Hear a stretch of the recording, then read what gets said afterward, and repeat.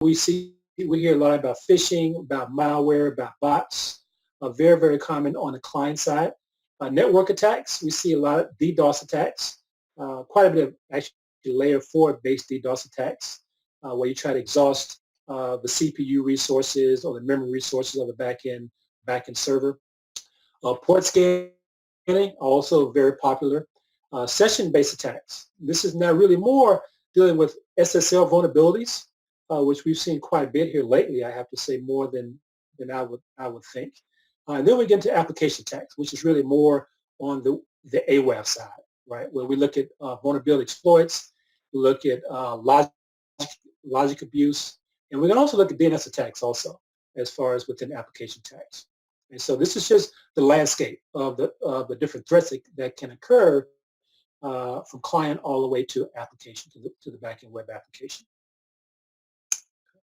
So some of the common exploits that we're going to discuss here are broken authentication, parameter tampering, sensitive data exposure, forceful browsing. We're going to go through that one. Hid field manipulation, and some web apps are still vulnerable to this vulnerability, which we'll talk about here shortly. Redirects, scripting injection attacks, buffer overflow, clickjacking. So let's talk about a few of these here, and then we have labs where we can demonstrate some of these different vulnerabilities. So parameter tampering. This is where you would go in and you will modify the parameter value within a URL or within a web application request. Okay. Now, whenever you go in, of course, in this example, Nick is my parameter, and my value is going to be student 1. So that's okay, right? Nothing really malicious to this request. We're now just getting the information for student number 1. But what happens if you do Nick equals wildcard, right? In some web applications, a wildcard may be the allow all functionality, right? So if you do Nick equals wildcard, then on some web apps, it may display everyone's credentials, which is not a good thing. So a best practice, especially for developers, is to never have a wildcard as a parameter value, because that can be like, once again, a catch-all kind of functionality. So you never really want to do that. Okay. So this is just one aspect of parameter tampering. Well, let's say now you've already authenticated, right? And now you want to go in and modify the parameter value once you've authenticated. Okay. So in this example, we've logged into onlinebank.com, and my account ID is 6065. Right. What happens if I change that to 6066? Will I get redirected to another person's account? Hopefully not, right? But this is just yet another way how you can try to perform parameter tampering once you've authenticated.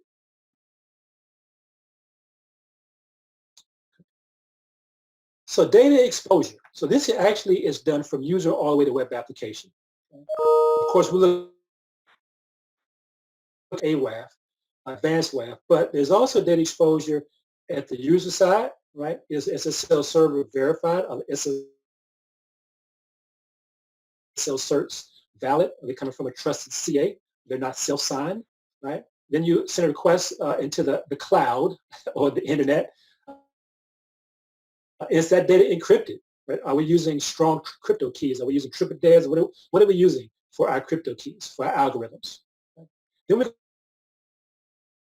go into the actual network itself, right? Is the network resources secure? Is the network secure itself, right? Is your network firewall doing what it's supposed to do? Are you blocking certain traffic based on your firewall rules, right? Is the sensitive data appearing in the application itself? Meaning, are your credit card numbers appearing in the application itself? Or are your pages being cached, right? You know how we have that remember me button whenever you log in? Is that really occurring, right? Are you doing autocomplete? Are your forms autocomplete? Which is also something that's really not a good security practice. Okay. Then we go now to the web application side, right? So now is your sensitive data being stored securely, right? Meaning, is your sensitive data not in clear text, right? You always want to make your sensitive data hidden at least by asterisk or some kind of mechanism where you're hiding the sensitive data, okay, in the logs and in the user interface. So sensitive data can be credit card numbers, can be passwords, can be health records. You always want to make sure that data is secure and also is not in clear text. So just some of the ways that you can expose your data from the user all the way to the web application. And we'll talk about, as far as advanced web, how can advanced web secure your data uh, within itself or on the back end. So we'll discuss that quite a bit. We get into data guard. We'll also talk about other ways we can mask sensitive data within advanced web. Okay, forceful browsing. Forceful browsing is all about having access to sites you shouldn't have access to go. That's what forceful browsing is all about. So right now, 10.10.1.11, we've accessed the hacker site. We're all good. No worries here, right? We're all good. But you should not have access to the admin path and the admin credentials. Okay? So here now we're doing a forceful browse to admin.php, where now a user can now go in and modify the Hackett configuration, can modify some of the Hackett settings. So you definitely you always want to make sure that users have access to the correct paths that they have rights to. Okay, so we'll talk about how advanced WAF can also protect you from forceful browsing. We call that really more flows, how we can actually protect a flow. A flow is going from object to object. That's really what a flow is all about. And forceful browsing is a big piece of configuring flows. Okay, so here another use case for forceful browsing, but now we've already authenticated, right, as a user role. What happens if I change that path to admin or manager? Will I get redirected? Will I get redirected? Hopefully not, right? But some applications will allow for that redirection to occur.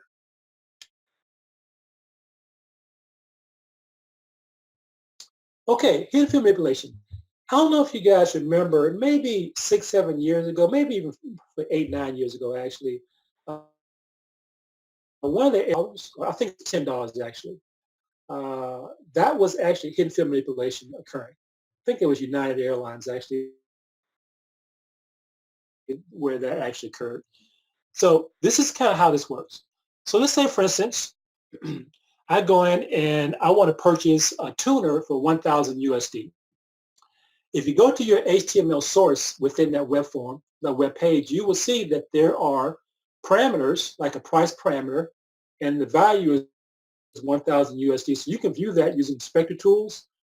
You can just go to the view source. You can also view that via Fiddler.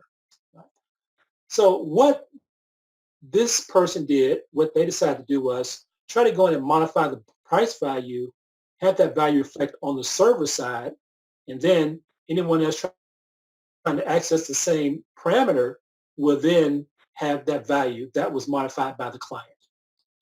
So here we see 1,000 USD.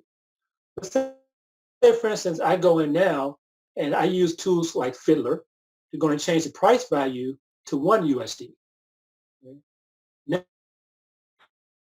Now I can change, and now on the web application, you will see now the tuner costs 1 USD.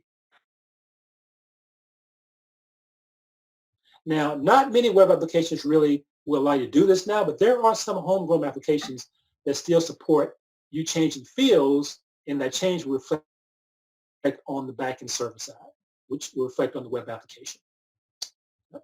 So very easy to do. Once again, some applications still support this change. But this is called hidden field manipulation, where you can change the values and have that value reflect on the web application. Also, if you look at this screen right here, the credit card number should also be masked. So not only are we doing if the data is exposed, we definitely want to always make sure that sensitive data is either masked or modified in some kind of fashion.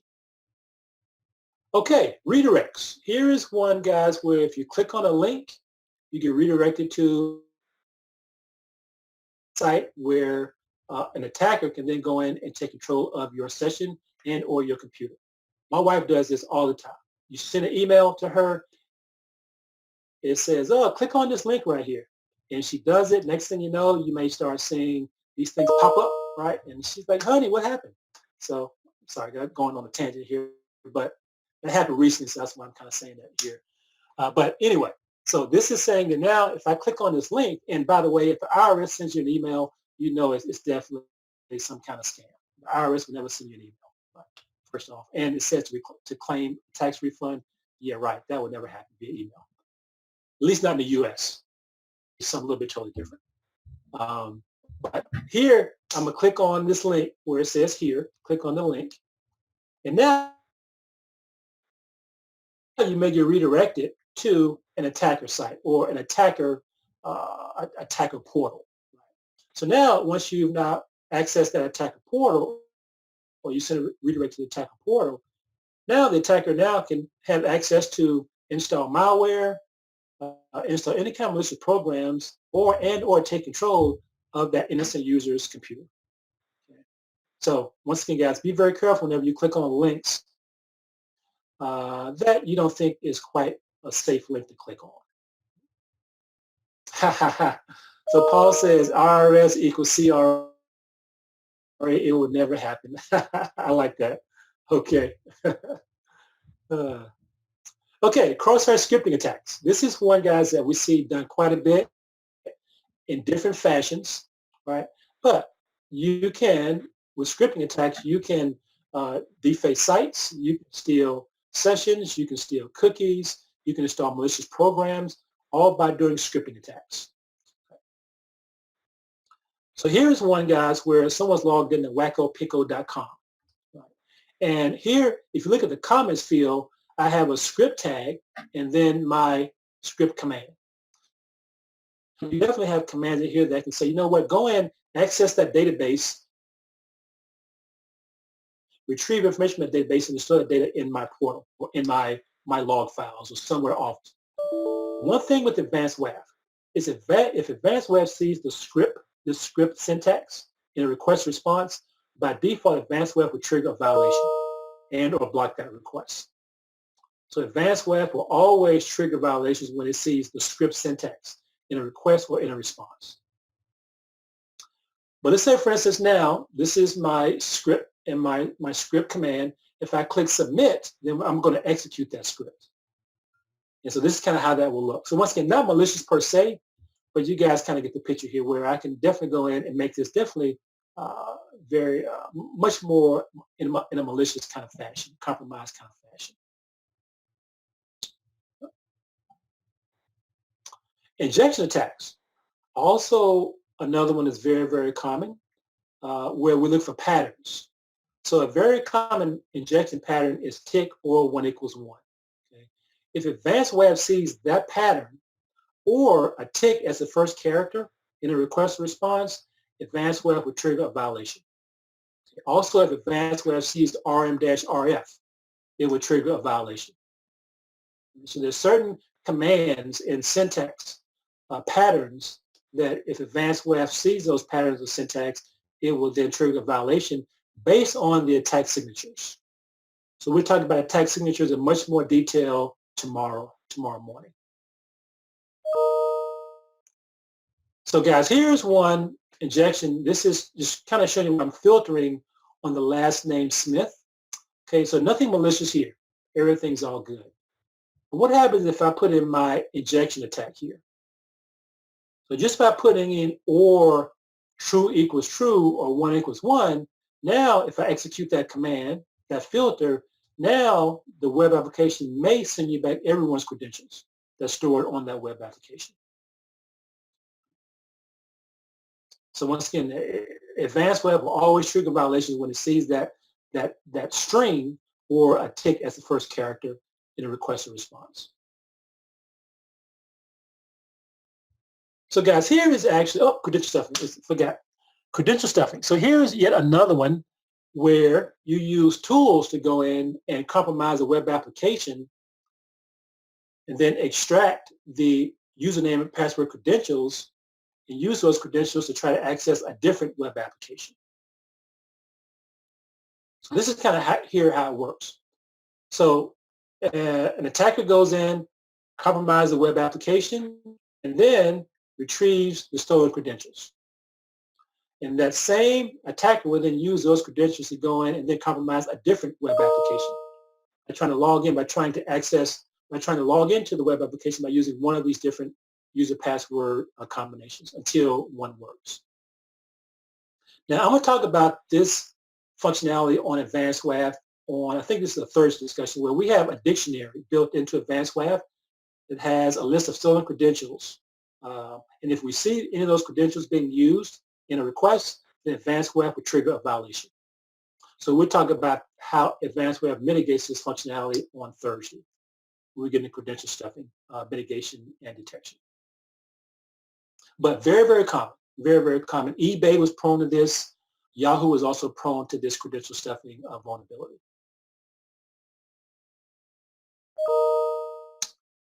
Okay, and last but not least is an interesting use case. So this is one where so you guys know we have speed cameras, at least in the U.S. I don't know in Canada, Paul, if you guys have speed cameras also in Canada, where they detect the license. If you're speeding over certain speed limit, they will grant a license plate number and then send you a ticket based on the license plate number and your address, right, your home address, the license number is tied to. What this driver decided to do was put an ejection attack on his front bumper. So what this attack says, go in, whenever the speed camera went in and executed the command on this bumper sticker, it says drop all the tables in the database. So now anyone who had tickets prior that was in a database, all of those records will be dropped by executing this one command on this front bumper sticker. So a pretty good use case. I'm not quite sure if this actually happened or not. I think it did, but it's a pretty good use case to kind of show you that actually attacks can actually do some good. It's not all harmful attacks. This one actually is for the good of mankind, or at least for the good of the users who've actually had speeding tickets prior. So pretty cool here. Okay, all right, gang. Any questions on different vulnerabilities? So we're going to talk about DOS. We're going to talk about web scraping, bot detection. So there's much more to come.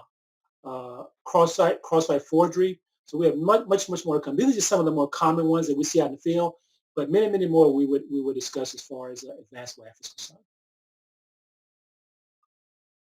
Okay, so gang, if there are no questions, let's do this lab here, and that'll probably take us up to lunch also. Yeah, it probably will. Yeah. So this lab, guys, begins on page